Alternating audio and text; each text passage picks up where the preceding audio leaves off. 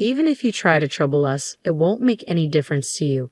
Your funds aren't needed by poor people with lowly lineage. I sighed as I completed the final check. You're closing your account, right? Please go ahead, I said, my tone deliberately mocking. Their eyes, filled with disdain, made me feel disgusted as they stared at us. I decided it was time to give those who judge others by their background a taste of their own medicine. With that thought, I smiled. My name is Tiffany, a 29-year-old office worker. Currently, I live a peaceful life with my mom while working. My dad passed away from an illness when I was young. His chronic condition had worsened early on. Despite being involved in various businesses and always busy with work, he treasured his family time, and I have fond memories of playing with him on his days off. Mom and I were initially shocked by Dad's death, but Mom, not wanting me to feel lonely, cherished our time together. Fortunately, when Dad fell ill, he ensured with his former CEO that there were enough funds secured for our livelihood. Thanks to that, I was able to go to college, and both Dad's and Mom's parents were very supportive. Especially my paternal grandparents, who lived nearby, took great care of me when Mom was at work or away. We still go back to both sets of grandparents for holidays like Christmas and spend time together. I am who I am today thanks to the support of many people. To give back, I went to a national university and got a job at a major company. I considered working at the bank my dad was supposed to inherit, but chose a career I loved instead, following the advice to do what you love. I've already handed the bank over, so there's no need to worry about it. Thanks to a fulfilling home environment and the freedom to pursue my hobbies, I had no interest in romance. But now, at a mature age, many of my friends are married with kids.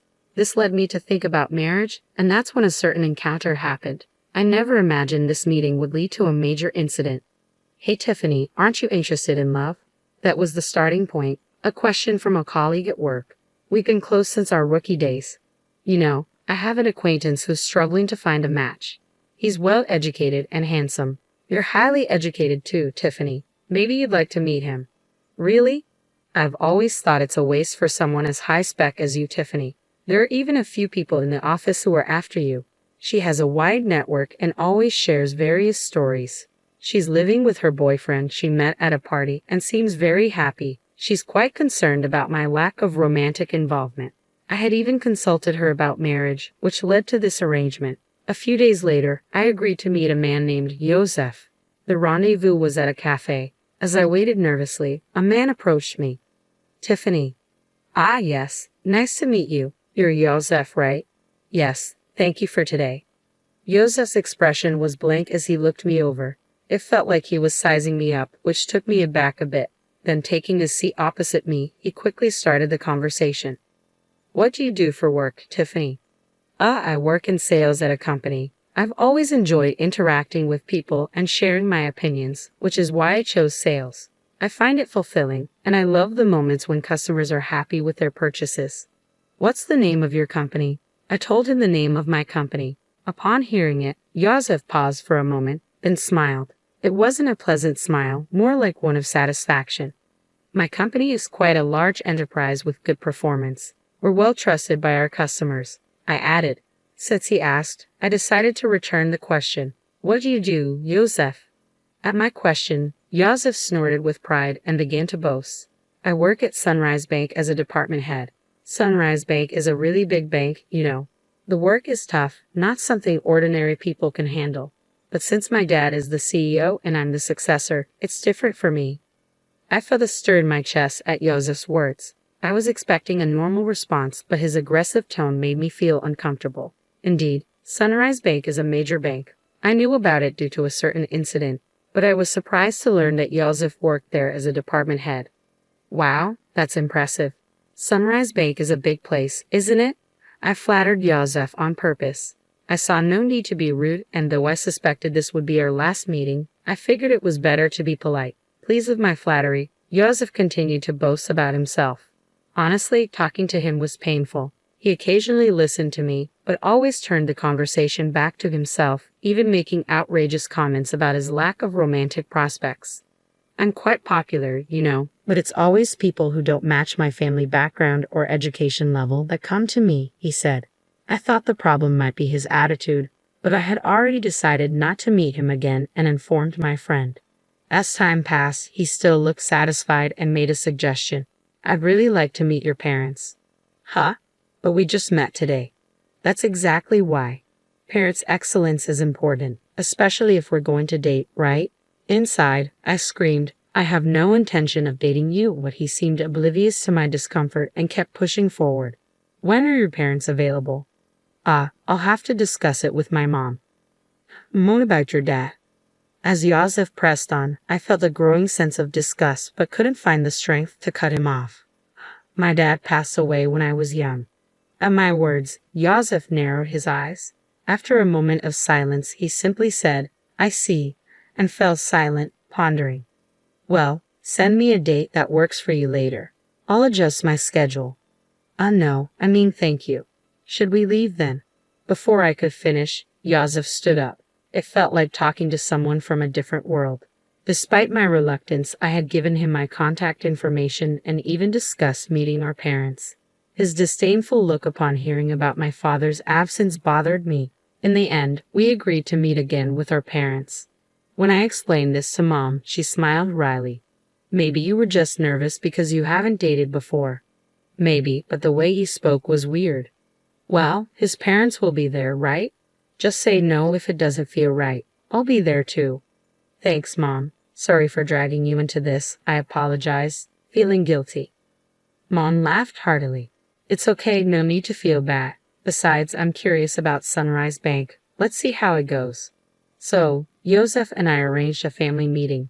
At that time, I had no idea Yosef had planned the meeting for such a shocking purpose. On the day of the meeting, we arrived at the place Yosef had chosen. It was a fancy restaurant. It's a big place, isn't it?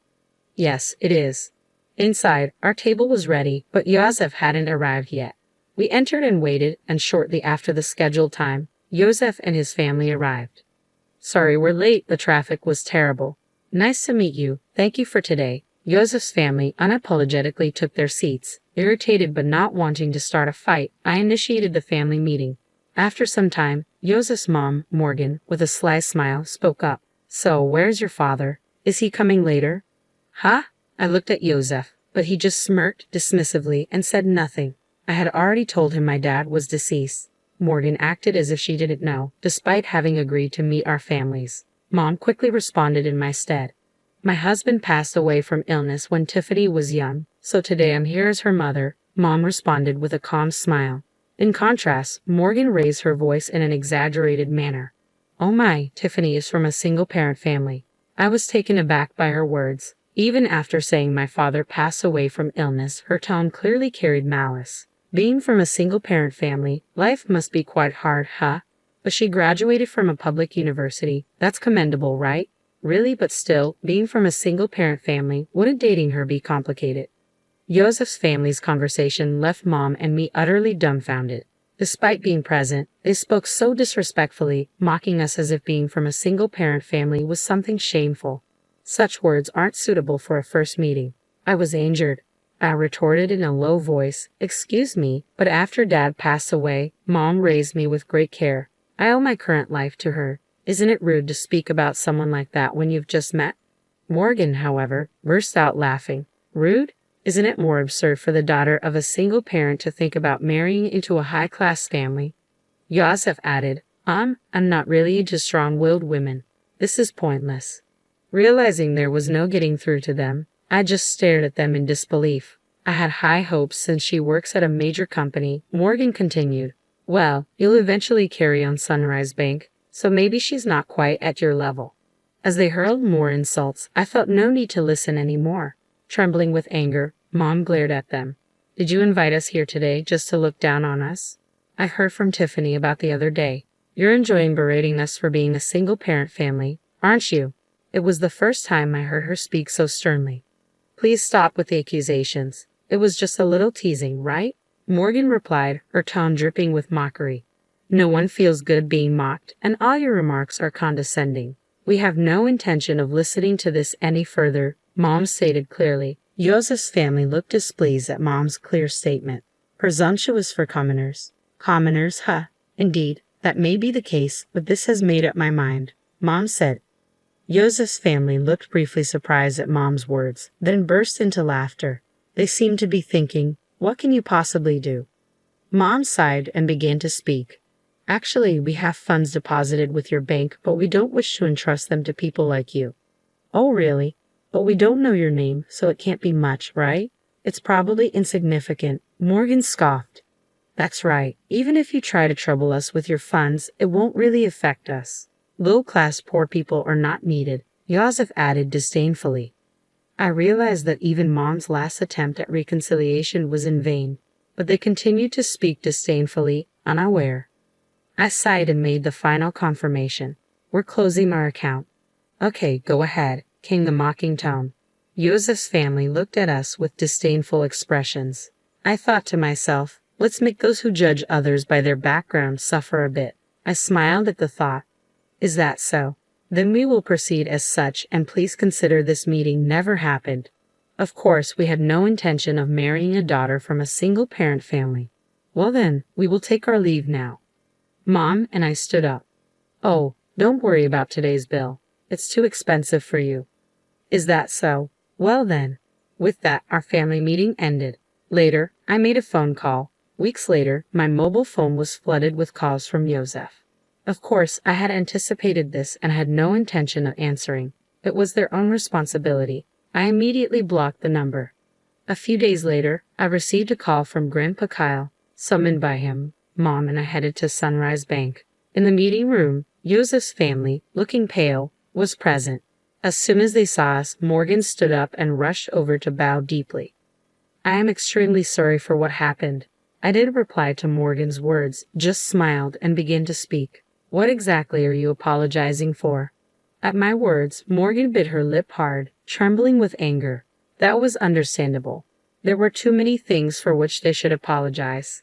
That's probably why she was feeling so frustrated. This whole situation started because I said we would close our account that day.